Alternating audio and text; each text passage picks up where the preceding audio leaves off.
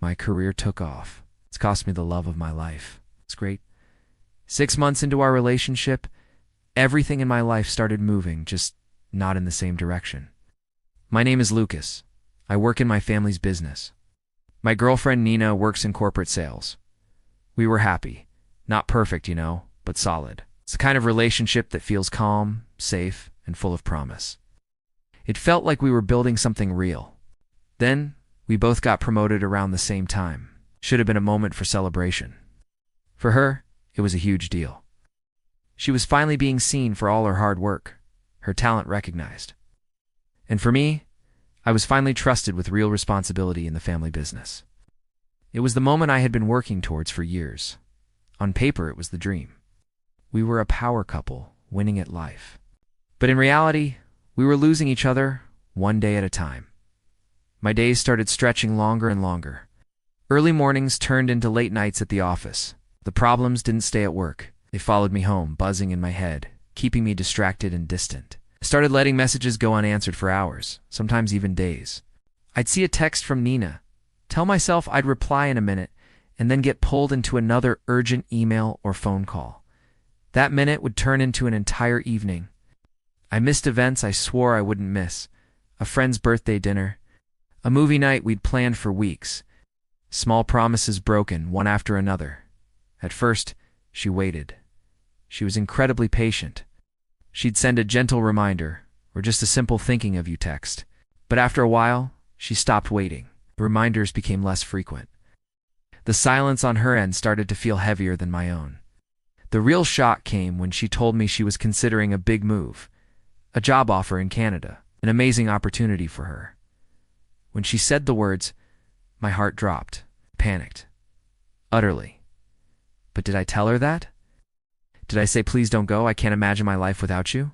No. Instead, I put up a wall. I acted distant, almost cold. I told myself I was just being practical, that it was a great career move for her, and I shouldn't stand in her way. But I wasn't being practical. I was terrified of losing her, and I had no idea how to express it without sounding weak or selfish.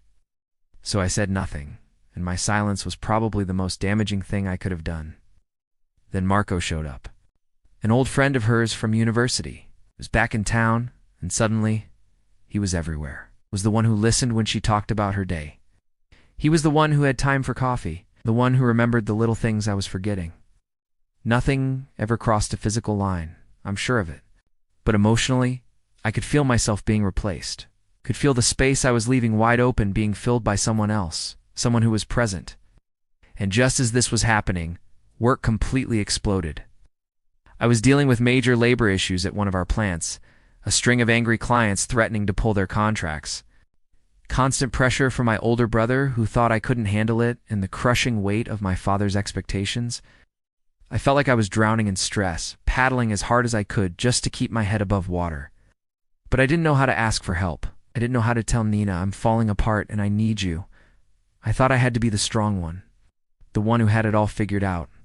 The breaking point was the night of her cousin's wedding. I had promised, absolutely promised, I would be there. I even had my suit ready, but a last-minute crisis at work held me captive. I called her, said I'd be late. Hours passed. By the time I finally arrived, the party was in full swing, but my world stopped. I saw her standing by the garden, and she was crying. And right there beside her, with his hand on her arm, was Marco. He was comforting her. I didn't ask what happened. I didn't try to understand. My fear and my jealousy took over. I walked straight over and accused her. I don't even remember the exact words, but the tone was ugly. Instead of fighting back, instead of yelling, she just looked at me. She looked so tired. The light was gone from her eyes. That was the night we decided to take a break. That break nearly became the end. The weeks that followed were empty. The silence in my apartment was deafening. I threw myself even deeper into work because it was the only thing I had left, the very thing that had cost me everything. The break stretched into months. I heard through a friend that she hadn't taken the job in Canada, but we didn't speak. Then, one day, I walked into a major corporate meeting. We were looking to partner with a new sales firm. And there she was. She was part of their team, leading the presentation. She looked incredible. confident, poised, professional. As the meeting started, our eyes met across the boardroom table. And with a polite, professional smile, she looked right at me and said, "Good morning, sir." That single word, "sir," hurt more than the entire breakup. It was a wall, a formal, impenetrable boundary between who we were and who we had been. After the meeting, I asked if we could talk. I expected her to say no, but she agreed. We met for coffee later that week. It was awkward and painful. But eventually the walls started to come down. She told me she still loved me. She admitted she had missed me every single day. And in that moment, I finally let go of my pride. I told her the truth. I told her I was scared, that I was drowning, that I had messed up completely. I also told her that loving me wouldn't be easy, that my life and my work would always be demanding and chaotic. I needed her to know that. She just looked at me, and with a small, sad smile, she said, "I know." We didn't fix everything that day. There were no magic words that could erase months of hurt and neglect. But we chose each other again. We chose to try. And I learned something in that moment that I wish I had known so much sooner. It's a lesson that cost me dearly, but one I will never forget. Love doesn't leave when life gets hard, doesn't run away from stress or problems or long hours. Love leaves when you stop showing up for it. It leaves when you let the space between you grow so vast that it gets filled by silence.